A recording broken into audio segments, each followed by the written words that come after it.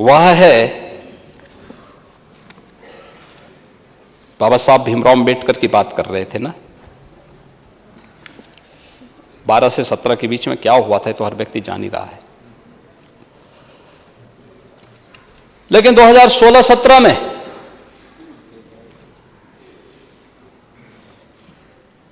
अनुसूचित जाति और जनजाति के जो बच्चे थे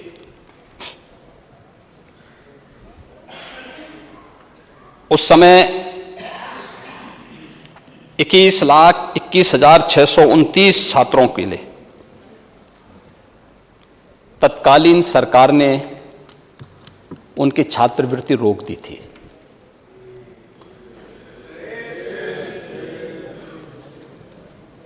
स्कॉलरशिप रोक दी थी। और जब हमारी सरकार आई मार्च 17 में, तो पिछली और उस वर्ष की स्कॉलरशिप फिर हमारी सरकार ने एक साथ देने का काम किया था। क्या गलती थी उन बच्चों की? इसमें तो भारत सरकार देती है पूरा पैसा। लेकिन बहुत सारी जैसे योजनाओं में, अभी मैं विभिन्न सेक्टर्स में आऊंगा, और यही लोग जो दलितों का, वंचितों का, गरीबों का, कमजोरों का, निधि, गरीब, कमजोर, वंचित, पिछड़े, इन सब के हक पर पूरी तरह डकैती डालने का काम करते थे, वही जब कुछ नहीं चलता है तो फिर जाति जाति जाति ये सब चलाने लगते हैं। मोदी, बड़ी विचित्र सी स्थिति है। कोई मुद्दा ना मिले तो उसी को फिर उठा करके और फिर समाज के ध्यान को हटाने का प्रयास होता है। विकास के मुद्दे से, डेवलपमेंट के मुद्दे से,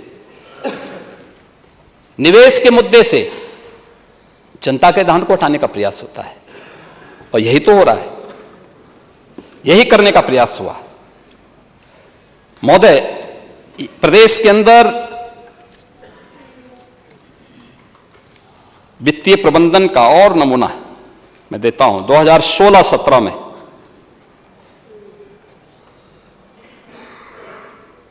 जो बजट प्रस्तुत हुआ था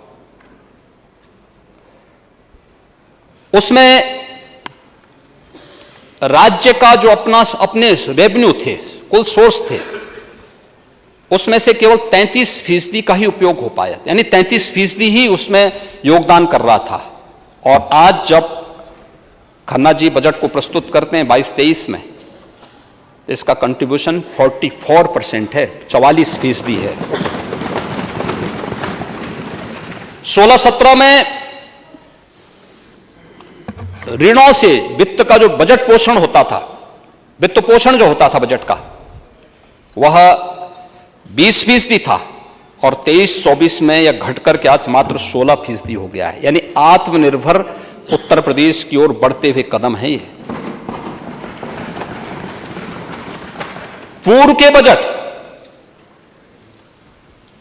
पहले पूर्व के बजट के लिए ही 8%, यानी बजट में 8% जो राशि थी वह तो ऋणों के ही ब्याज में चुकता हो जाती थी। आज घट करके लगभग 6.5% पर आया है। 22-23 में 6.5 पर आ गया है। इसको और कम करने का प्रयास हो रहा है। बजट का दायरा बढ़ा है, हम उसको कम करने का प्रयास कर रहे हैं। और महोदय, जो प्रदेश के अंदर इंफ्रास्ट्रक्चर और रोजगार से जुड़ा हुआ जो सेक्टर है, अगर हम 16-17 की तुलना में देखें तो यह दुगने से अधिक बढ़ा है। आज 1,56,000 करोड़ रुपए की राशि केवल, यानी 1,47,000 करोड़ रुपए की राशि प्रदेश के अंदर कैपिटल एक्सपेंडिचर पर ही खर्च होगा। एक बड़ी राशि है, पहले की तुलना में दुगने से अधिक राशि है।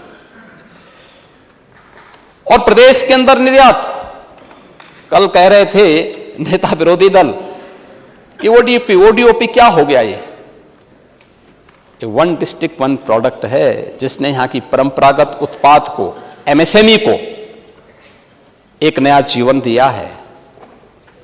और एमएसएमई को नया जीवन देने का परिणाम है कि उत्तर प्रदेश एक्सपोर्ट का एक हब बना है। आज उत्तर प्रदेश 16-17 की तुलना में दुगने से अधिक एक्सपोर्ट कर रहा है। 1,56,000 करोड़ रुपए से अधिक का एक्सपोर्ट हमारा केवल 21-22 में ही पहुंच चुका है। लेकिन ये सच है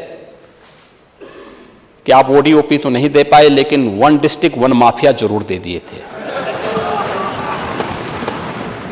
वन डिस्ट्रिक्ट वन माफिया, कौन जिला ऐसा नहीं था जिसमें एक नया माफिया न खड़ा हुआ? आपका कौन जिला था? कहीं संगठित अपराध में लिप्त माफिया थे, कहीं खनन माफिया थे, कहीं पशु माफिया थे, कहीं वन माफिया थे, कहीं भू माफिया थे। और ये आम उत्तर प्रदेशवासी जानता है इस बात को, आम उत्तर प्रदेशवासी इस बात को करता है,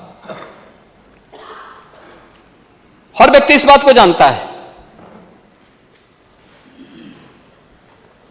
लेकिन मुझे प्रसन्नता है कि हमारी सरकार ने वन डिस्ट्रिक्ट वन प्रोडक्ट की अभिनव योजना प्रदेश की एमएसएमई को देश के अंदर और दुनिया के अंदर एक नई पहचान दिलाने के लिए प्रस्तुत की थी। आज वो दुनिया की लोकप्रिय योजनाओं में से एक हो चुकी है। वैश्विक मंच पर आप देखते होंगे, जब आदरणीय प्रधानमंत्री जी दुनिया में कहीं जाते हैं और दुनिया के राष्ट्राध्यक्षों को उत्तर प्रदेश की वन डिस्ट्रिक्ट वन प्रोडक्ट से जुड़ी हुई किसी एक प्रतिकृति को उपलब्ध करवाते हैं, तो वह कलाकार, वह हस्तशिल्पी, वह कारीगर भी गौरवान्वित होता है। उसका बिजनेस वैश्विक मान्यता प्राप्त करता है। जियो टैग मिल रहे हैं, मार्केट में ओडीओपी छा रही है, यूनियन बजट का ही पार्ट बनता है। इस पर गौरव की अनुभूति करने की बजाय इसकी हम तौहीन करें, ये तो हम अपने हस्तशिल्पियों का, अपने कारीगरों का अपमान कर रहे हैं। उनको हम लोग हतोत्साहित कर रहे हैं। हमें तो इसे प्रोत्साहित करना चाहिए, वो हमारी उपलब्धि है, हमारी विरासत का हिस्सा है। आपके लिए जाति का विषय हो सकता है, हमारे लिए एक हस्तशिल्पी, एक कारीगर की कला का, उसके हुनर का सम्मान है। और उसको सम्मान देने के लिए वन डिस्ट्रिक्ट वन प्रोडक्ट के लिए हम लोगों ने अनेक प्रकार की योजनाएं चालू की हैं। इसकी हम चर्चा भी करेंगे अभी। महोदय, हर बजट, इस बजट में जो व्यवस्था की गई है, अन्य क्षेत्रों में अलग अलग सेक्टर में अलग अलग कार्य किए गए, और इसमें खासतौर पर बैंकिंग सेक्टर में अगर हम देखेंगे 2012 से 17 के बीच में जो बैंकिंग व्यवसाय था उत्तर प्रदेश में, वो कुल 12,79,995 करोड़ रुपए का हुआ था। और 17 से 22 के बीच में यह बढ़ करके 22,06,000 करोड़ रुपए से अधिक का हुआ है, केवल बैंकिंग व्यवसाय। सीडी रेशो, बैंकों की जो पूंजी जमा हुई है उसमें से कितना पैसा यहां के यूथ को, यहां के उद्यमियों को लोन के रूप में मिला है, जो पहले 17 में मात्र 46% था, आज ये बढ़ करके लगभग 55% से अधिक हो रहा है, 55% क्रॉस कर रहा है।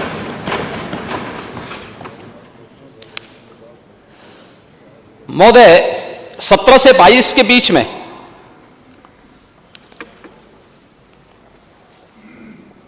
9,52,000 करोड़ रुपए से अधिक का ऋण भी वितरित हुआ है। यानी एक वह तस्वीर सबके सामने आ रही है, उत्तर प्रदेश की उन नौजवानों के आकांक्षाओं को पूर्ति करने का माध्यम कैसे बैंक, वित्तीय संस्थाएं बन रही हैं, उसकी एक झलक ही प्रस्तुत करता है। यह रोजगार का सृजन करता है, यूथ के मन में एक विश्वास भरता है, निजी निवेश को प्रोत्साहित करता है, कारीगरों के हुनर को प्रोत्साहित करता है, उसको आगे बढ़ाने का कार्य करता है। राज्य की श्रम शक्ति का सम्मान करता है और अर्थव्यवस्था में भी संतुलन लाने का कार्य करता है। भविष्य में और अधिक उत्पादन करने की क्षमता की भी आपके पोटेंशियल को देश और दुनिया के सामने प्रस्तुत करता है। आज ये प्रदेश उस दिशा में आगे बढ़ा है और उसी के लिए आज हम लोगों ने जब यहां पे चर्चा हुई कि चर्चा होने लग गई कि आखिर कैसे इस 1 ट्रिलियन की बात कर रहे थे।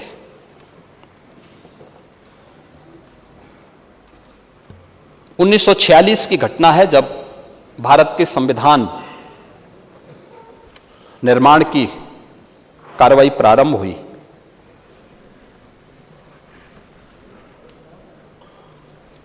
पहली बैठक थी। बाबा साहब भीमराव अंबेडकर ने अपना जो भाषण दिया था, बहुत महत्वपूर्ण भाषण है। उन्होंने उस समय कुछ बात कही थी। उन्होंने कहा था कि लक्ष्य की प्राप्ति के लिए आवश्यक है कि इति को लेकर नहीं, अर्थ को लेकर के चिंता होनी चाहिए। अर्थात लक्ष्य साफ है, प्रश्न है उसे पाने के लिए शुरुआत कैसे करें।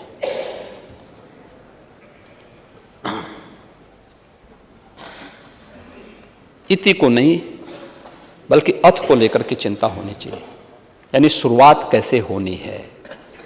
शुरुआत अच्छी होगी तो परिणाम भी अच्छा आएगा। और बाबा साहब भीमराव अंबेडकर ने इसे भारत के संविधान के शिल्पी के रूप में बाबा साहब भीमराव अंबेडकर को हर भारतवासी सम्मान की दृष्टि से देखता है, अपार श्रद्धा का भाव रखता है। और जो बात उस समय कही थी बाबा साहब भीमराव अंबेडकर ने, उसी को ध्यान में रख करके हम लोगों ने भी आदरणीय प्रधानमंत्री जी की प्रेरणा से प्रदेश के अंदर देश की आबादी के सबसे बड़े राज्य में कि क्या भूमिका हो सकती है, उत्तर प्रदेश कैसे इस भूमिका का निर्वहन कर सकता है। 5 ट्रिलियन की इकोनॉमी अगर भारत को बनना है तो क्या उत्तर प्रदेश को अपनी आबादी के हिसाब से कंट्रीब्यूशन नहीं करना चाहिए। आज हमारा योगदान क्या है। हर 16-17वां व्यक्ति देश का हर उत्तर प्रदेश में है।